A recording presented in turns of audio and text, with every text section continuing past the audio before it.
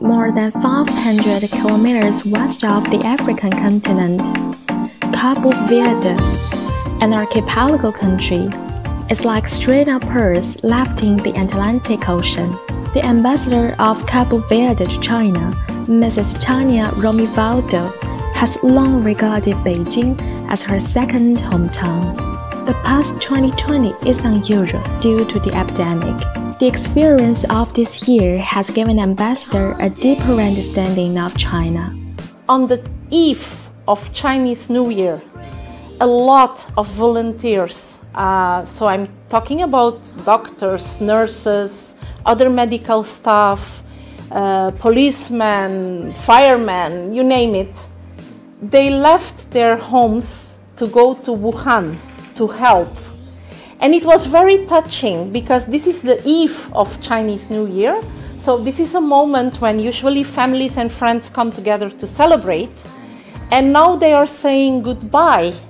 And they don't know if they will ever come back again. China was still fighting inside the country, but even so, they were ready to already help others too. The Ministry of Foreign Affairs was updating all the diplomatic missions on a daily, not even on a daily basis. It was even actually 2-3 times a day, because at that time the situation was changing very quickly at all the time. And this was a very good thing, because when we received the updated information from the Ministry of Foreign Affairs, so this is a source that we could trust. Romualdo has not only witnessed China's fight against COVID-19, but also witnessed China's economic recovery.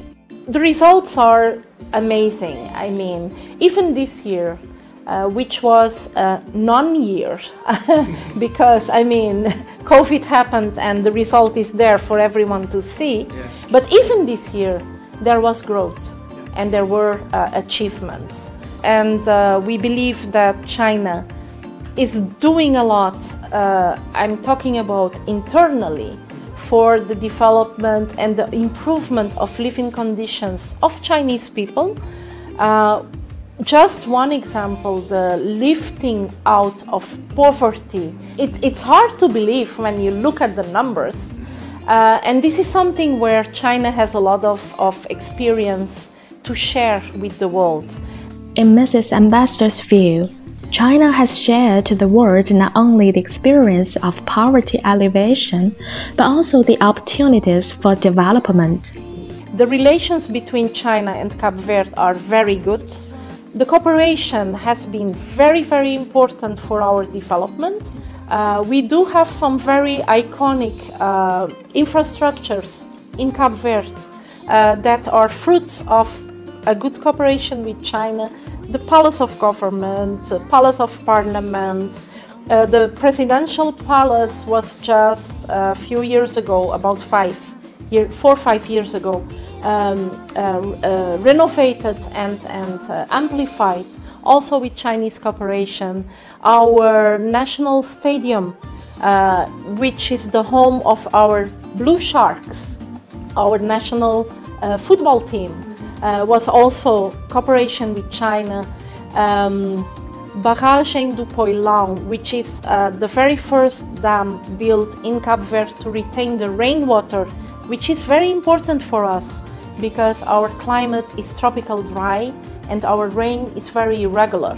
So having this capacity to retain and then reutilize the rainwater is very important for the development of our local agriculture too.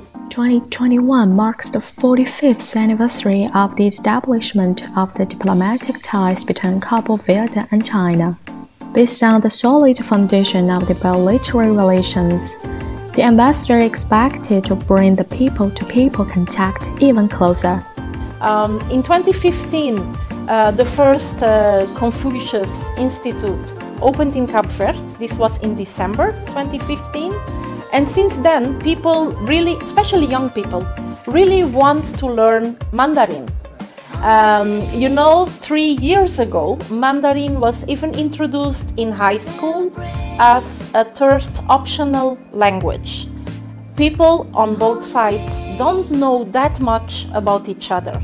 And this is where the cultural exchanges come into place, and they play a very important role, because there's no better way to learn more about each other than through history, culture, language. My children, there are very, very strong ties of any of us, my family, with China now, yes. And for them, because of their fluent, well, very good Mandarin, it's even easier to maintain this close relation in some ways.